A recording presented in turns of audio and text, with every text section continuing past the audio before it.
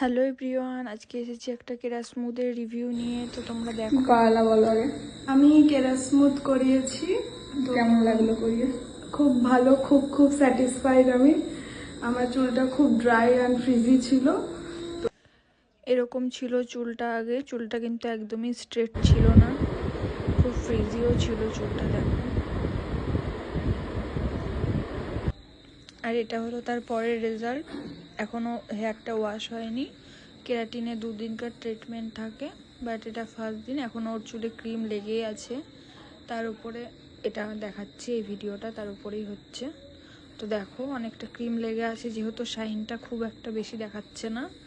এই চুলটা ওয়াশ হয়ে যাক, ওয়াশের পরের যে ভিডিওটা সেটা দেখো, দেখে জানিও কীরকম লাগলো।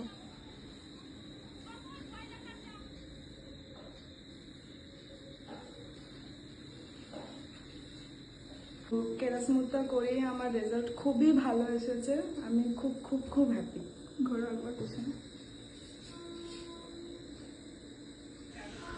তো দেখো, এই যে চুলটা হেয়ার ওয়াশের পরে শাইনটা দেখো কত সুন্দর এসেছে।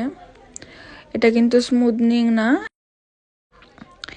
এটা হচ্ছে কেরাসমুথ। তো কেরাটিন যে ট্রিটমেন্টটা প্লাস স্মুথনিংয়ের ট্রিটমেন্টটা দুটো একসঙ্গে করানো হয়েছে, ওই কারণে এটাকে কেরাসমুথ বলা হচ্ছে। তো কেরাটিনের যে প্রোটিন ট্রিটমেন্ট সবাই জানো, তো কেরাটিনের প্রোটিনটা চুলের পক্ষে তো খুবই ভালো হয়। তো দেখো, কেউ করাতে চাইলে কন্ট্যাক্ট করতে পারো।